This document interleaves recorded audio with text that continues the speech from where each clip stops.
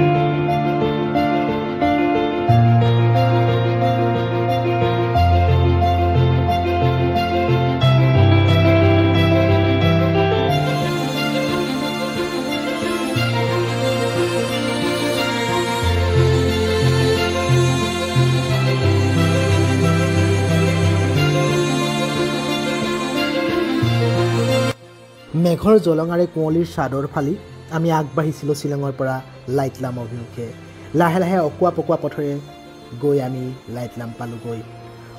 পুৱাৰে পৰা হৈ থকা পাতলীয়া বৰষুণে লাইটলামক মেঘৰ চোলা পিন্ধাইছে।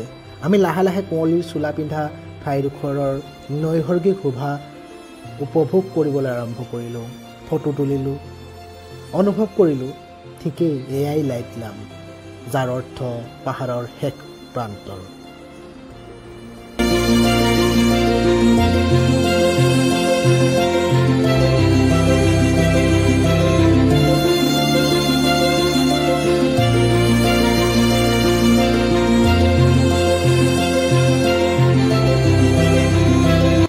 চেৰাপুঞ্জী, যাৰ প্ৰকৃত নাম চহৰা।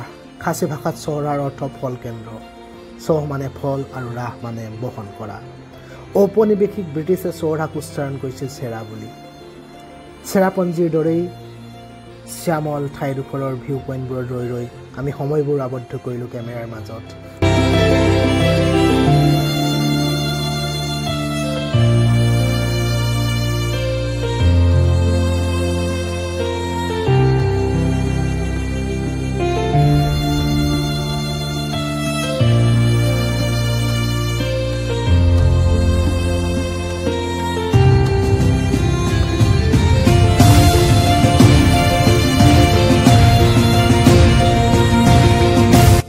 তাৰপিছতে আমি যাত্ৰা আৰম্ভ কৰিলোঁ গাৰ্ডেন অফ কেভছ অৰ্থাৎ গুহাৰ বাগিচা অভিমুখে।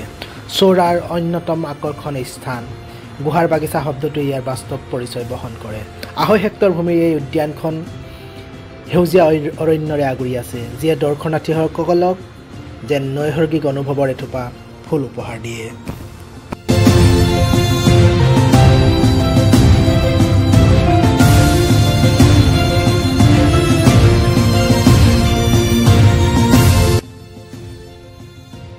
এতিয়া আছিল নকালিকাই জলপ্ৰপাত। নকালিকাইৰ অৰ্থ হ'ল কালিকাই জপিওৱা জলপ্ৰপাত।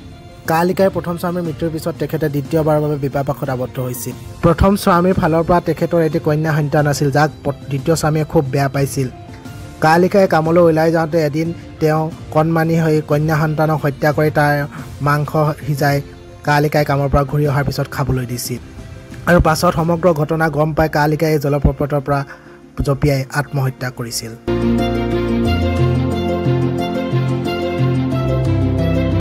ইয়াৰ পিছতে আমি মেঘালয় অন্যতম সৌন্দৰ্যৰ আকৰ বিভিন্ন ক্ষেত্ৰ পৰিদৰ্শন কৰিলোঁ। আহকচোন আমি এই ভিডিঅ'ৰ মাজেৰে সেই ক্ষেত্ৰসমূহৰ ইতিহাস আৰু ছবিসমূহ উপভোগ কৰোঁ।